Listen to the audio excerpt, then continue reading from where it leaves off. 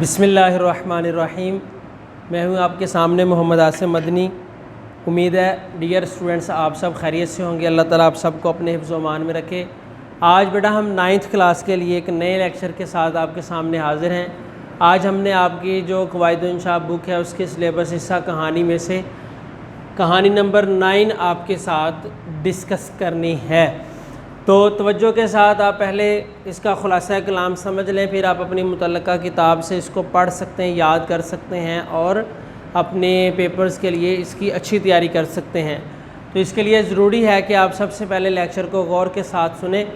دیکھیں، ہماری جو کہانی کا ٹائٹل ہے وہ ہے عقل مند بیوی، یعنی جو عنوان ہے وہ ہے عقل مند بیوی۔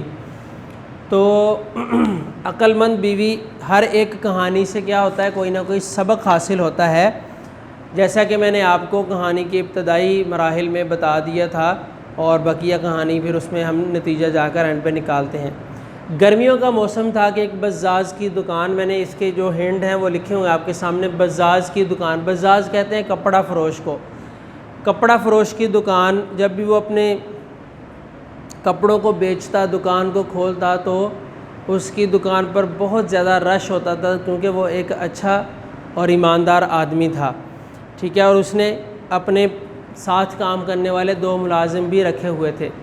ایک دن ایسا ہوا کہ کام کا بہت زیادہ رش تھا، گاہکوں کا تانتا بندھا ہوا تھا، تو ایک بوڑھی عورت وہ چپکے سے آ کر اس کی دکان میں بیٹھ جاتی ہے کہ ایک ملازم، اس کا ملازم جو ہے وہ اس بڑھیا کو پانی کا گلاس پیش کرتا ہے، وہ پانی پی کر چپ کر کے بیٹھی رہتی ہے اور دیکھتی ہے کہ یہاں پر کیا ماحول ہے۔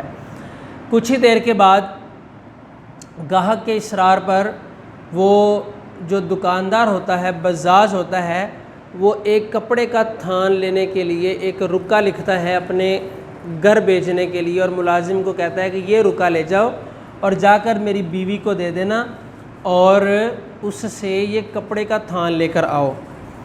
بڑھیا کسی نہ کسی طریقے سے بزاز کی دکان سے کچھ چرانا چاہتی تھی، تو اس کو یہ موقع غنیمت لگا کہ میں اس کے ملازم کو پھنسا کر یا اس کی بیوی کو پھنسا کر دھوکہ دے کر میں یہ تھان لے کر رفو چکر ہو جاؤں گی۔ تو اس نے فوراً اپنی جو ہے وہ لاٹھی ٹیکی اور اس ملازم کے پیچھے نکلی۔ کچھ ہی دیر میں وہ ملازم کے پاس پہنچ گئی، ملازم کے ساتھ ساتھ چلنا شروع ہو گئی، اس کو باتوں میں لگایا۔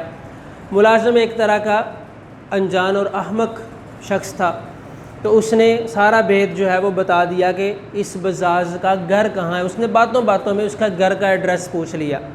پھر اس کے بعد کچھ ہی دیر آگے جانے کے بعد اس چالاک بوڑھیا عورت نے کیا کیا، اپنا سر پیٹ لیا کہ ہائے، میری سامان کی گٹھری تو تمہاری دکان میں رہ گئی ہے، جاؤ بیٹا، اب میں اس بڑھاپے میں کہاں دوبارہ جاؤں گی، وہ میری گٹھری لے کر آؤ اور یہ رکا مجھے دے جاؤ۔ تو اس ملازم نے وہ رکا اسے پکڑا دیا۔ بوڑھیا اپنے مقصد میں کامیاب ہو چکی تھی۔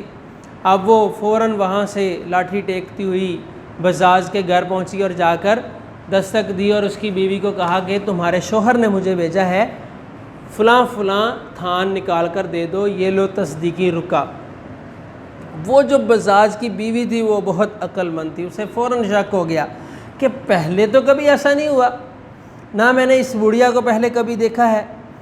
تو اس نے کہا کہ ملازم کو کیوں نہیں بھیجا، بیوی نے کہا۔ تو بڑھیا نے کہا کہ اس کے 2 ملازم ہیں، اس کے دکان پر بہت زیادہ رش تھا، تو اس نے بلا وجہ جو ہے وہ ان کو تنگ نہیں کیا بلکہ مجھے بھیج دیا۔ لیکن وہ جو عورت تھی، یعنی بزاز کی کپڑا فروش کی جو بیوی تھی، وہ بڑی چالاک تھی، عقل مند تھی۔ اس نے کویسچن پہ کویسچن کیا کہ پہلے تو کبھی میں نے آپ کو نہیں دیکھا، پہلے تو میرے شوہر نے کبھی جو ہے وہ اس طرح نہیں کیا۔ تو اس نے کہا کہ بیٹی، اس کی دکان کے اوپر بڑا رش تھا، بھیڑ تھی، دونوں ملازم مصروف تھے، تم جلدی سے یہ تھان دے دو۔ بزاز کی بیوی نے کہا کہ میں آپ کو جانتی بھی نہیں اور مجھے آپ کے اوپر بالکل بھی تسلی نہیں ہو رہی، تو میں آپ کو جو ہے وہ کیسے دے دوں جب کہ مجھے آپ کے اوپر بالکل بھی یقین نہیں ہے۔ تو پھر اب بڑھیا کو وہاں پر اس مکالمے میں دیر ہو رہی تھی، تو اس نے سمجھا کہ اس نے یہ سوچا کہ کہیں سارا بھانڈا پھوٹ نہ جائے، یہ سارا راز نہ کھل جائے کہ اس کا جو ملازم ہے وہ پیچھے سے نہ آ جائے۔ بڑھیا نے اگرچہ بہت اصرار کیا، لیکن بزاز کی سمجھدار بیوی نے بالکل بھی اس کی بات نہیں مانی۔ تو پھر وہاں پر کیا ہوا کہ اگر ملازم پہنچ گیا، بڑھیا نے سوچا تو بہت معاملہ خراب ہو جائے گا، میں جو ہے وہ پولیس تک جا سکتی ہوں، لہٰذا وہ چپکے سے وہاں سے روانہ ہو گئی۔ شام کو جب بزاز اپنے گھر پہنچا اپنی دکانداری سے فارغ ہو کر، تو اس کی عقل مند بیوی نے یہ سارا واقعہ سنایا، تو شام کو بزاز نے یہ واقعہ سن کر اپنی بیوی کی عقل مندی پر بہت زیادہ اس کی تعریف کی۔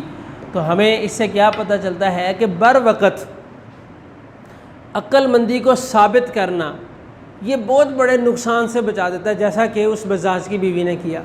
تو ہمارے پاس جو نتیجے نکلتے ہیں وہ دو نتیجے ہیں۔ عقل کسی کی میراث نہیں ہے، ٹھیک ہے، اب اس کی بیوی بولی بالی گھر میں بیٹھی اس کو تھان پکڑا تو کتنا بڑا نقصان ہو جاتا۔ تو عقل مندی انسان کو، حاضر دماغی انسان کو بہت بڑے نقصانات سے بچاتی ہے، عقل مندی نقصان سے بچاتی ہے۔ تو اس کہانی کو بیٹا آپ نے اچھے سے یاد کرنا ہے، ٹھیک ہے، اس کی لکھ کے پریکٹس کرنی ہے، اور اس کا نتیجہ جو ہوتا ہے وہ ایک ضرور ہونا چاہیے، 2-3 بھی آپ نکال سکتے ہیں، اپنی سمجھ کے ساتھ بھی نکال سکتے ہیں، آپ کی کتابوں میں بھی لکھے ہوئے ہیں۔ انشاءاللہ تعالیٰ نیکسٹ لیکچر میں آپ سے دوبارہ ملاقات ہوگی، اپنا خیال رکھیے گا، اللہ حافظ۔